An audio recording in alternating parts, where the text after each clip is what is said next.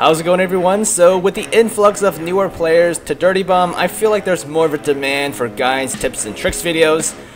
As such, I feel like I can add more to the ones you already have, so here it is, guys. Today, 5 easy to understand but useful tricks for Dirty Bomb players. Coming in at number 1 are headshots. So while I don't have the best aim by any means, I feel like I have some useful insight as far as improving your headshot rate, or how many headshots you can land.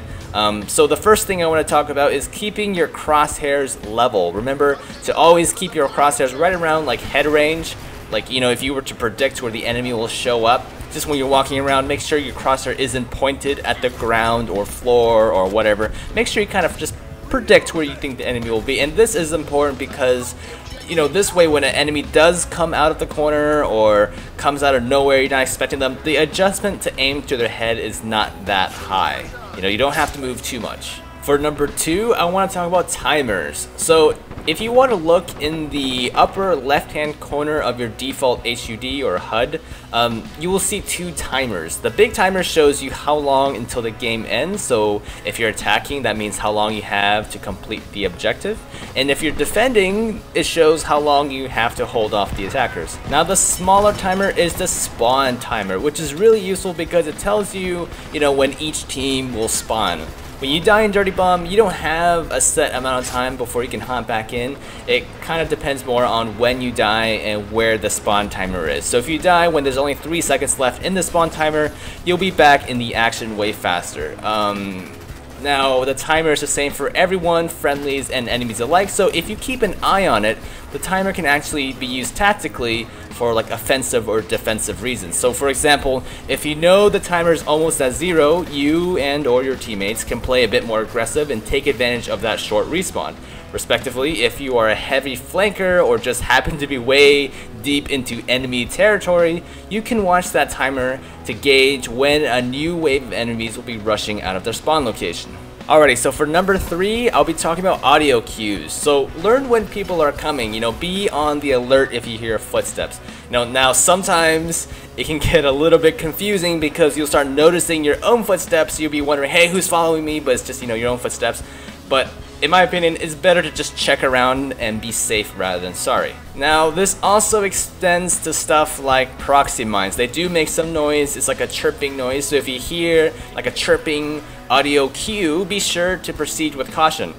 You know, make sure to check your corners, you know, check the stairs, be very, very careful. Airstrikes also have a sound. They have that initial poof sound and the sound of a bomber flying over. So if you hear that, make sure to take note and see if it's friendly or not. Alrighty, this one is so obvious, but coming in at number 4, I feel like I have to put this in here, is to drop ammo, guys. Please drop ammo. If you're playing Skyhammer or if you're playing Artie or Kira, whoever drops ammo, just spam those packs, please. I know you guys can't always remember, and completely understandable, but come on, there are like little ammo notifications that pop up on the screen if a player needs ammo, so keep an eye out for the little ammo icon. I can't tell you how many times I literally stood in front of a Skyhammer, you know, I'm begging them for ammo, I'm team chatting them, I follow them around with my pistol out, I V22 command for the ammo, and they still don't give me ammo, guys. So please do this all a favor and drop ammo. Alrighty, so coming in at number 5, we have mouse settings. I know everyone talks about it, but this really does help in a game like Dirty Bomb,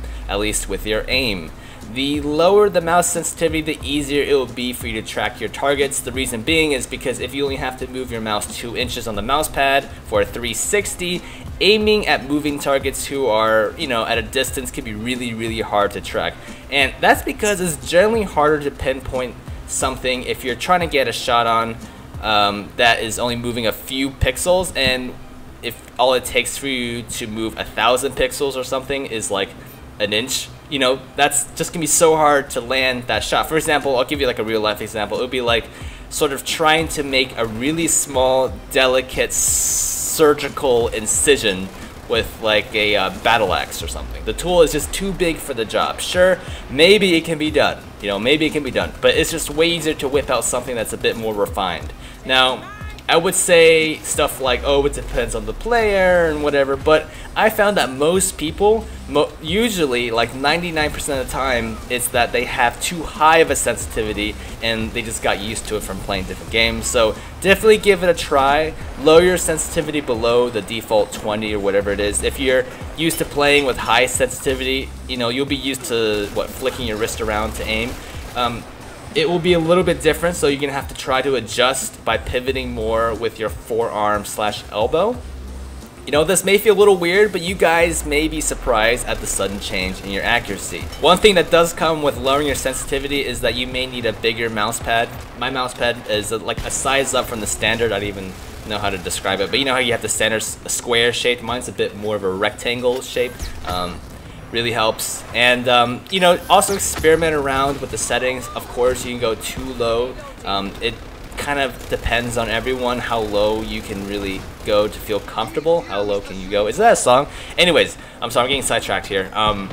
Check out disabling your mouse acceleration. All right, guys. Just do a quick Google search. I won't get into too much into like why you should or what it is, but just know that your muscle memory will improve drastically if you disable this feature, especially in a first-person shooter like Dirty Bomb. You can find it in the mouse settings on Windows. It's not like actually in-game, I don't think.